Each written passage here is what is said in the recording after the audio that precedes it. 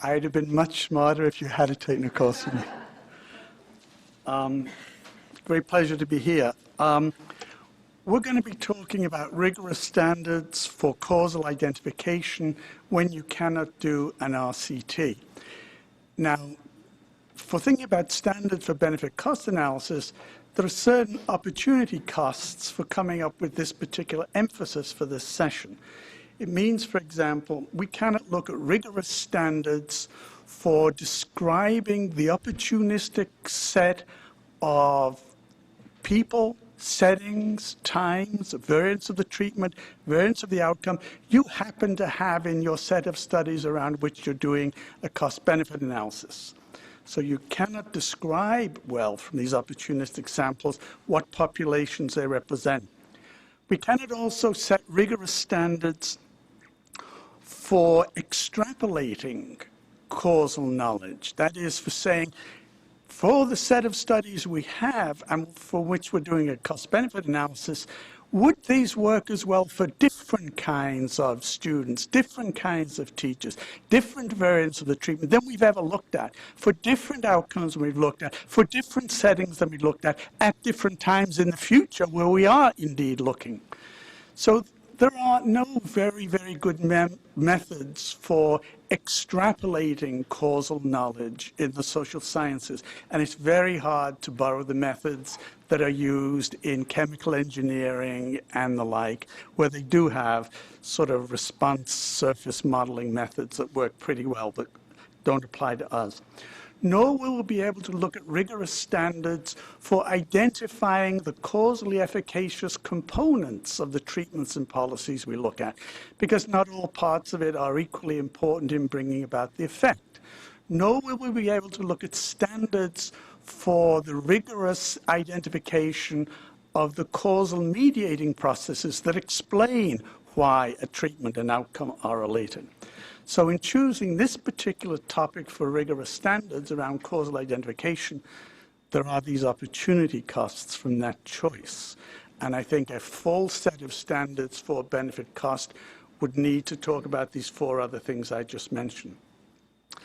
Now, when we were setting up this talk, I misunderstood what Becca was going to do. I thought she was going to talk about what the Whatworks Clearinghouse does to sanctify methods for identifying causal relationships. And basically, I think the Whatworks Clearinghouse, you'll see why my talk ties into this, in essence says, first do an RCT. I agree with that completely. If you can't do an RCT, then you should think about doing regression discontinuity. If you can't do that, you should really think about doing a non-equivalent control group design, so long as the pretest differences are not reliably different between treatment and comparison groups. Or nowadays, you can also do a single case design in which the treatment is applied to some group of people, removed from them at a known time, reapplied at a known time. These are methods used in organizational research and in research on special education, where the causal clout comes from the ability to control an intervention and implement it, remove it, reintroduce it at known times to people. But it obviously only works with short-term effects. Now, I'm going to talk about what non-randomized clinical trials are worth putting into one's set of effective causal practices. And to do that, we're going to use a method which is variously called the within-study comparison method or the design replication method. And it involves saying that we need an external warrant for quasi-experimental practices. That external warrant in this literature is presumed to follow from the fact that the particular non-experimental method you're evaluating has often reproduced results very close to the randomized clinical trial in the past. There are 37 studies to date using this method. And I'm going to quickly walk you through my version of what they say. The method goes something like this. You have an overall population, and there's a regular randomized experiment, and the regular randomized experiment produces, let's say in the simplest case, two arms, a treatment group and a control group. You can get an effect size from that, whatever the metric. You can get an effect size from that.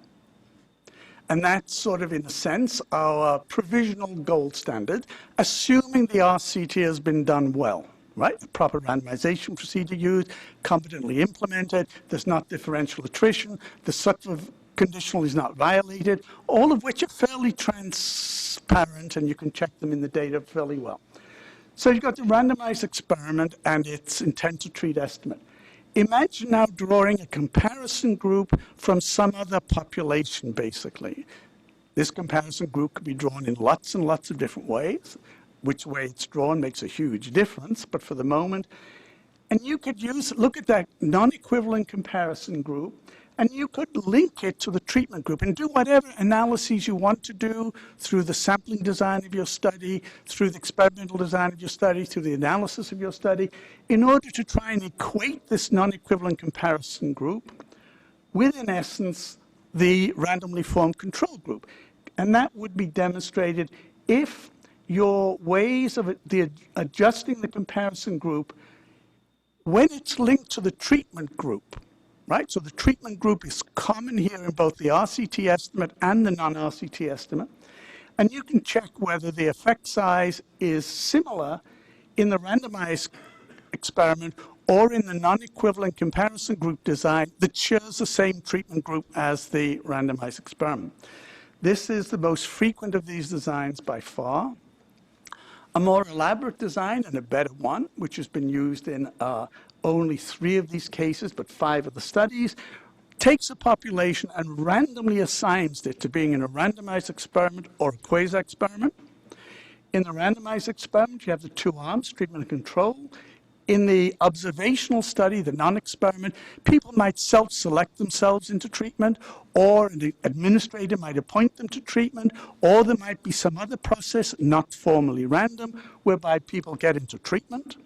And in the observational study arm, people then get the same treatment in the same way at the same time as the people in the randomized experiment on the left.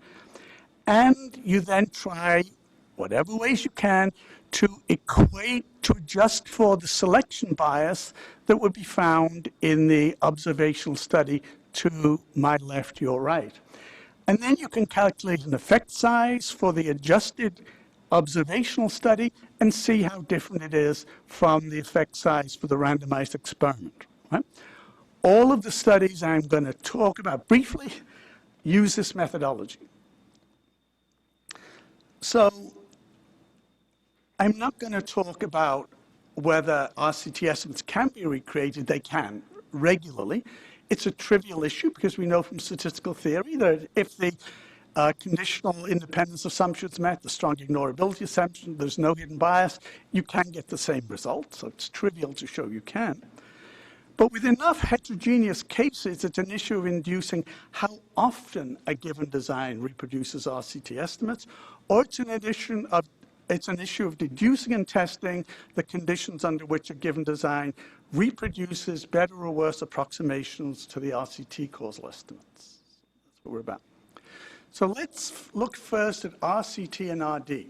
There have been 7 of these studies so far in different domains, and all of them report pretty similar causal estimates at the cutoff in the regression discontinuity.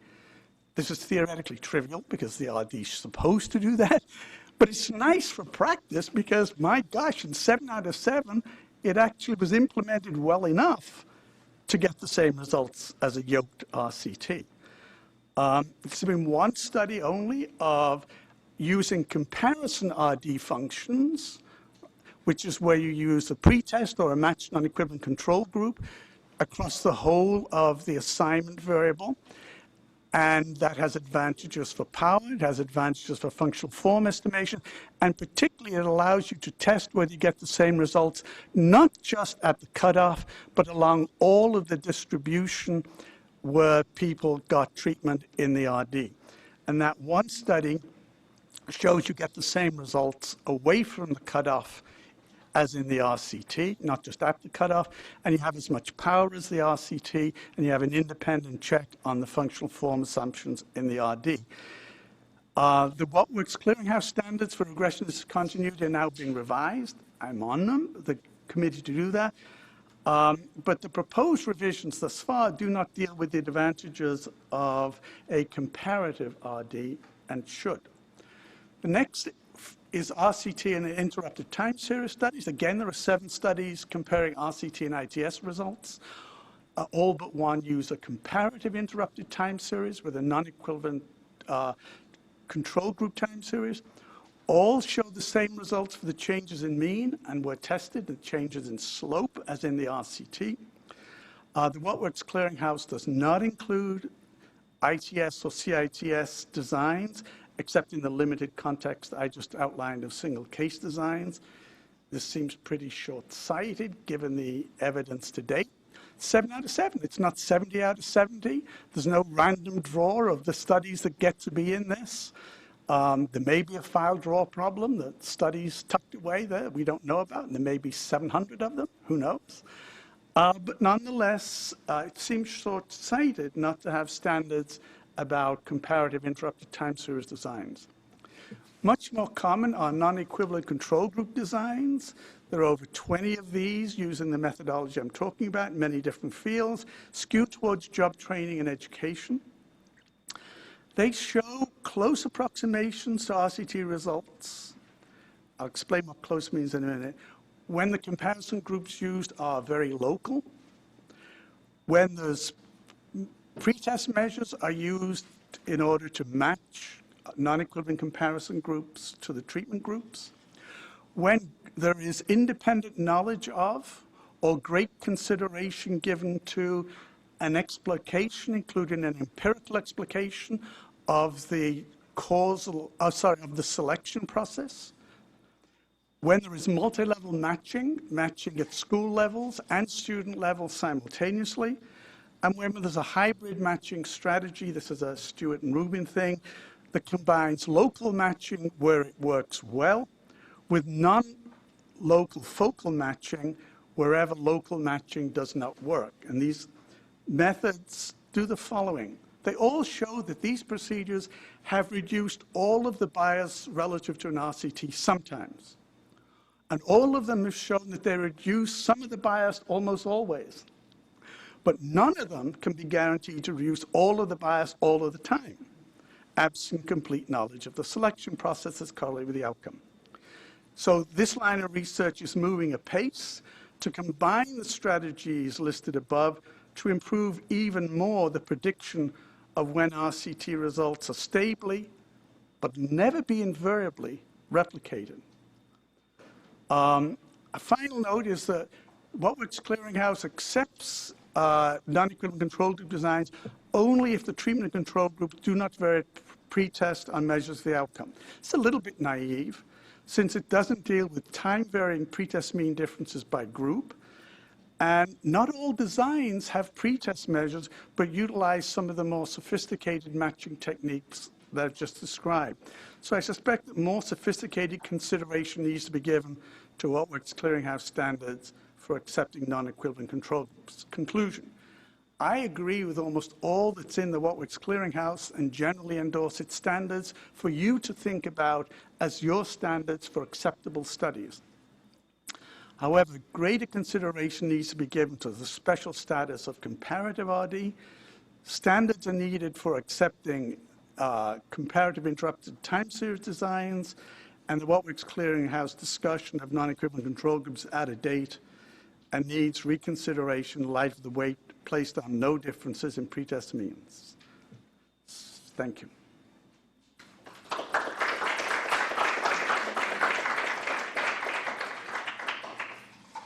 Jens Ludwig from the University of Chicago McCormick Foundation professor there is our next presenter. He's also a non-resident senior fellow in economic studies at Brookings Institute. Jens.